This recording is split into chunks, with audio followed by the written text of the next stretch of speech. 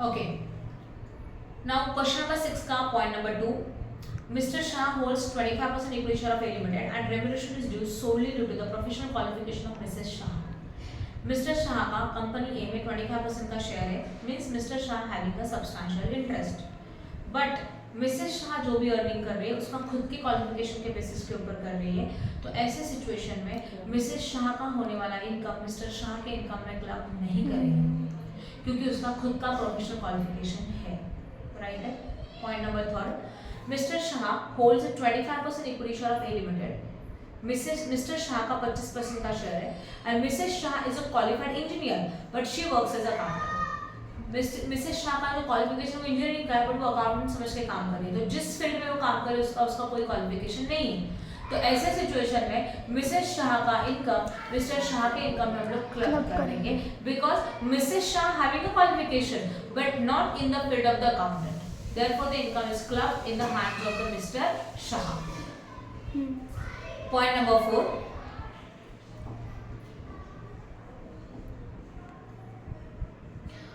Mr. Shah holds a 15% equity share of A and his brother hold a 15. Mr. Shah का अपना 15% share है, उसके भाई का 15% शेयर है। Mr. Shah and उसका ब्रदर आर द रिलेटिव, तो 15 plus 15 कितना होता है? 30. Means Mr. Shah having a SI. Mr. Shah को सब्सटेंशियल इंटरेस्ट है क्योंकि उनका वोटिंग राइट 30% है, जो कि 20 से ज्यादा है। एंड आगे Mrs. Shah does not have any professional qualification. तो ऑब्वियसली मिसेस शाह का इनकम क्लब्ड होगा मिस्टर शाह के इनकम के साथ, ठीक है। Point number 5, Mr Mehta who is a Mrs Shah's father. Mr Mehta है वो मिसेस शाह के फादर है, holds 25% share in the A Limited. Mrs. Shah does not having any professional qualification. Now listen, क्या ये दोनों किसके लिए अलाउड है? सिर्फ स्पाउस के लिए है। ये जो रिलेशनशिप है, मतलब इनकम क्लब कब होता है? जो वो स्पाउस है तो क्लब होता है, राइट ना। वाइफ के लिए हस्बैंड है, हस्बैंड के लिए वाइफ है तो क्लब होता है। यहाँ पे मिस्टर मेहता है वो मिसेस शाह के फादर है और वो अपने पापा की कंपनी में काम कर रही है, राइट। तो ये हस्बैंड वाइफ का रिलेशनशिप है क्या? नहीं है। तो रूल इज व्हाट, दोनों के बीच में हस्बैंड वाइफ का रिलेशनशिप होना चाहिए, तभी जाके इनकम क्लब होता है। पर यहाँ पे तो फादर एंड डॉटर का रिलेशनशिप है, तो इनकम क्लब होगा क्या? नहीं होगा। समझ में आया? Because Mr Mehta is a father of Mrs Shah, तो relationship of the husband and wife is not exist between both of them, and therefore the income which is earned by Mrs Shah is not clubbed in the hands of Mr Mehta who is a father of Mrs Shah. समझा? मध्ये ma'am जे transfer club होईल ते 15% husband आणि 50% ब्रदरला, असं की direct husband पूरा का पूरा रेम्यूनरेशन वैसे नहीं कर रहे हम लोग। 30% जो देख रहे हैं ना वो सिर्फ एसआई देख रहे हैं, फिर जो रेम्यूनरेशन मिसेस शाह ने अर्न किया वो पूरा का पूरा रेम्यूनरेशन उसके वाइफ हस्बैंड के इनकम में क्लब होगा। समझा? इनकम के टाइम में तो पूरा इनकम क्लब होगा। समझ में आया? उसके बाद 6th point, Mr. Shah purchased a 25% equity share in A Limited in 25th March and the relevant previous year. Mrs. Shah does not have any professional qualification. तो obviously क्या होगा? क्लब हो जाएगा। Income is club in the hands of Mr. Shah. समझ में आया?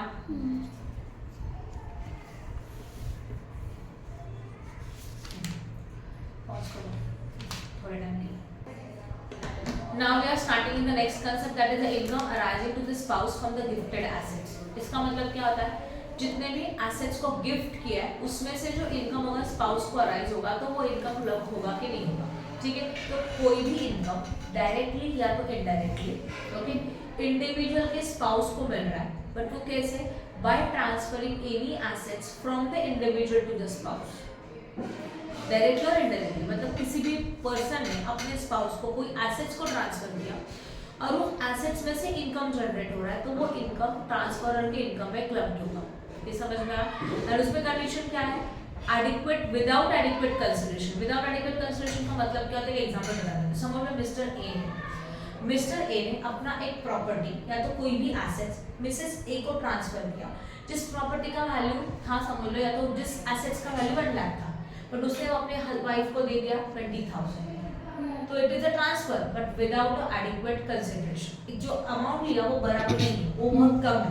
तो ऐसे सिचुएशन में वो इनकम जो इनकम मिसेस ए को हो रहा है वो इनकम मिस्टर ए के इनकम में क्लब होगा। कंडीशन समझ में आया? ओके, अभी इनकम क्लब नहीं कब नहीं होगा वो देख लेते हैं। ओके, एसेट्स ट्रांसफर हो रहा है फॉर एडिक्वेट कंसिडरेशन, मतलब 1 लाख का एसेट्स है, ट्रांसफर करके 1 लाख ले लिया तो ऐसा इनकम क्लब नहीं होगा। मतलब समझो मैंने मेरे हस्बैंड को एक प्रॉपर्टी ट्रांसफर कर दिया, 50 लाख का उसका वैल्यू है और मैंने उसके 50 लाख ही लिया। ओके, तो ऐसे सिचुएशन में मेरे हस्बैंड को होने वाला इनकम मेरे इनकम में ऐड नहीं होगा, क्योंकि हम दोनों के बीच में जो ट्रांसफर का डील हुआ है वो प्रॉपर एडिक्वेट कंसिडरेशन के साथ हुआ है। समझ में आया? उसी के साथ अगर समझ लो दो लोग लाइव अपार्ट, लाइव पार्ट का मतलब समझ लो, लाइव अपार्ट मतलब दोनों अलग अलग हैं, उनके बीच में अभी एक एग्जिस्टिंग हस्बैंड वाइफ का रिलेशनशिप नहीं है, तो ये इनकम भी क्लब नहीं होगा। समझ में आया? राइट है।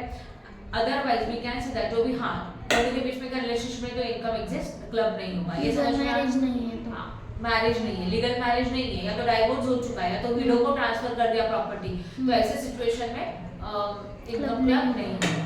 समझ में आया? ठीक है, अभी देखते हैं directly example. Come to the question 9 ही है ना? नहीं, 7 पे ऊपर। Mr. Soham holds 8,400 debenture of SM Limited. He gifted this debenture to his wife. Will income of debenture is clubbed in the income of with the income of the Mr. Soham. क्या बोला? सोहम के पास 8,400 debenture थे SM limited ने, ये debenture उसने अपने wife को gift कर दिए। अभी गिफ्ट किया मतलब एड कंसिडरेशन 0, पैसा कुछ भी नहीं लिया उसके बदले में, और जो प्रॉपर्टी गिफ्ट कर दिया, जो डिबेंचर गिफ्ट कर दिया उसमें इनकम अर्न हो रहा है, तो ये इनकम मिस्टर सोहम के इनकम में क्लब होगा कि नहीं होगा? तो ऑब्वियसली क्लब होगा, क्योंकि मिस्टर सोहम ने अपने वाइफ को जो शेयर डिबेंचर दे दिया वो गिफ्ट में दे दिया विदाउट एडिक्वेट कंसिडरेशन, एंड दोनों के बीच में हस्बैंड वाइफ का रिलेशनशिप है। तो ऐसे सिचुएशन में उस गिफ्ट में से जो भी इनकम जनरेट होगा वो इनकम मिस्टर सोहम के इनकम में क्लब किया जाएगा। Now 8th one, Mr. Kapoor gifted 8,40,000 to his wife. Mr. Kapoor ने 8,40,000 उसके वाइफ को गिफ्ट किया। The same amount is invested to his wife in the debentures of the company.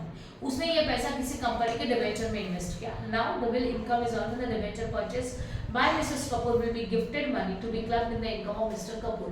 Obviously yes. Pause करो। एक 15 minute settle होगा।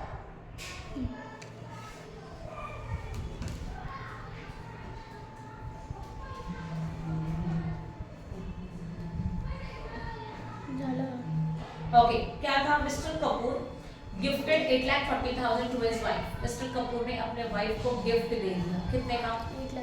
8,40,000। मतलब देखो mister Kapoor ने जो गिफ्ट दिया 8,40,000 का अपने वाइफ को, वो अमाउंट 8,40,000 उसके वाइफ ने उसी से डिबेंचर परचेस कर दिया। यस और नो? अब जो डिबेंचर परचेस कर दिया है वो डिबेंचर्स के पैसे से उसने डिबेंचर परचेस करके उसके ऊपर उसको इनकम हो रहा है, तो ये इनकम क्लब होगा कि नहीं होगा? तो ऑब्वियसली होगा, क्योंकि इनडायरेक्टली ट्रांसफर से ही डिबेंचर परचेस किया था और वो ट्रांसफर फ्री में था, तो जो भी इनकम डिबेंचर के ऊपर होगा वो इनकम क्लब किया जाएगा। डन? समझा कि नहीं समझा? ठीक है, आगे उसके बाद question number 9, explain the following transaction in the light of the 64(1). Okay, W earns the interest 10,000 in the FD, 1 lakh transfer by her husband H out of his natural love and affection to the her।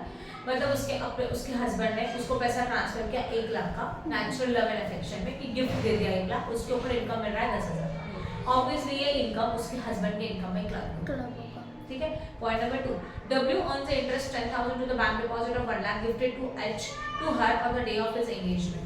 उसने engagement के दिन gift किया 1 लाख और 10,000 मिल रहा है। Now H and W के बीच में कोई भी लीगल मैरिज नहीं करता, क्योंकि सिर्फ एंगेजमेंट हुआ है, तो ऐसे सिचुएशन में W को होने वाला 10,000 का इनकम क्लब नहीं होगा H के इनकम। समझ में आया? Next, W earns interest 10,000 the bank deposit of 1 lakh transferred by her ex-husband to her as her agreement with the live apart due to the breakdown of the marriage। Marriage breakdown हो चुका है, अब breakdown होने के बाद उनके legal contract में था कि वो उनको उसका इनकम देगा, उससे उसको इनकम हो रहा है, तो ऑब्वियसली इनकम क्लब नहीं होगा, बिकॉज 10,000 का इनकम जिसको मिल रहा है उसके बीच में और उसके हस्बैंड के बीच में अभी कोई भी हस्बैंड वाइफ का रिलेशनशिप नहीं है। W earns the interest 10,000 the FD of 1 lakh gifted by her brother-in-law। उसको 1 लाख गिफ्ट दिया ब्रदर इन लॉ ने, who in turn has received 1 lakh and the same day from the W's husband। मतलब W के husband ने उसके brother को दे दिया और फिर उसने उसके वाइफ को दे दिया। समझ में आ रहा है? मतलब W इज अ वाइफ, उसको मिला ब्रदर इन लॉ से, पर ब्रदर इन लॉ को W के हस्बैंड ने ही दिया था, तो दिस इज इनडायरेक्ट ट्रांसफर। समझा? H दे रहा है अपने भाई को और भाई जाके दे रहा है भाभी को, तो it is directly transfer to W ना। The income is also clubbed in the hands of Mr. H. W earns interest 1,000 on the amount saved by out of the monthly allowances given by her husband, the household expenses, and interested bank deposit 10,000. Okay. अब उसके husband उसको expenses के लिए amount दिया था, उसमें से उसने एफडी बना और इनकम हुआ, ये इनकम क्लब नहीं होगा क्योंकि उसका अपना इनकम है। समझ में आया? किसी को कुछ डाउट है? तो 9 क्वेश्चंस आर कंप्लीटेड। आज के लिए इतना ही है। 10th के आगे के हम लोग कल से करेंगे, ठीक है?